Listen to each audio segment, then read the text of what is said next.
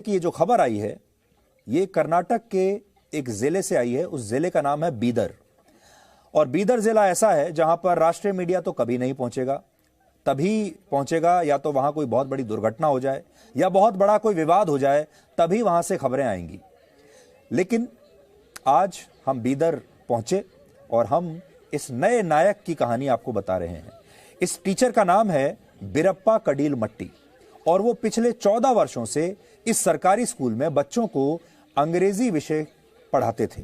लेकिन पिछले दिनों उनका ट्रांसफर बीदर जिले से दूर कोप्पल के एक दूसरे सरकारी स्कूल में हो गया।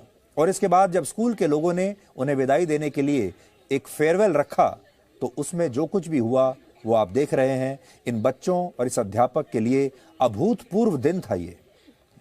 और आपने ये भी देखा होगा शुरुआत में कि ये अध्यापक खुद स्कूल के जो स्टाफ में महिलाएं हैं उनके पैर छू रहे हैं। अध्यापक स्टाफ की महिलाओं के पैर छू रहे हैं जो शायद उम्र में उनसे बड़ी होंगी, उनसे आशीर्वाद ले रहे हैं जाने से पहले।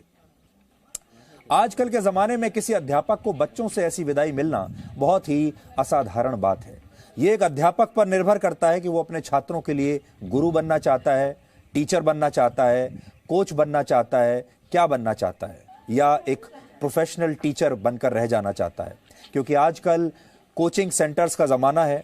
देश भर में कोचिंग सेंटर्स हैं जहां पर आपको कोचिंग देने वाले अध्यापक मिलते हैं। उनमें से कुछ तो बहुत अच्छे भी होते हैं, लेकिन कुछ बहुत प्रोफेशनल होते हैं। और वो गुरु नहीं, वो टीचर होते हैं। वो कड़वी बातें नहीं कहते, वो बच्चों के साथ सख्ती भी नहीं करते, बच्चों के साथ भावुक भी नहीं होते। और शायद इसीलिए ऐसे टीचर्स को आजकल ज़्यादा महत्व नहीं मिलता, क्योंकि जैसे ही आपका पैसा खत्म वैसे ही टीचर का समय भी खत्म। लेकिन एक गुरु की ताकत क्या होती है वो आज आप इन तस्वीरों से समझ सकते हैं। और ये तस्वीरें आपको सिर्फ भारत में ही देखने को मिलेंगी। पश्चिमी देशों में आपको ऐसी तस्वीरें कभी देखने को नहीं मिलेंगी। भारतीय संस्कृति में गुरु शिष्य की परंपरा का उल्लेख प्राचीन काल से मिलता है और हिंदू धर्म में भी गुरु को ईश्वर के समान माना गया है, जो अपने शिष्यों में सिर्फ ज्ञान का प्रचार प्रसार नहीं करता बल्कि उनमें नैतिक मूल्यों और संस्कारों को भी विकसित करता है। और गुरु मंत्र में भी यही कहा गया है कि गुरु ही ब्रह्मा है, गुरु ही विष्णु है और गुरु ही भगवान शंकर है। 15वीं सदी के महान कवि संत कबीरदास ने भी अपने एक दोहे में गुरु के इस महत्व का उल्लेख किया है। और वो दोहा मैं आपको पढ़कर बताता हूं। उन्होंने कहा था, आपके स्क्रीन पर भी है, गुरु गोविंद दोऊ खड़े काके लागू पाए, बलिहारी गुरु आपने गोविंद दियो बताए।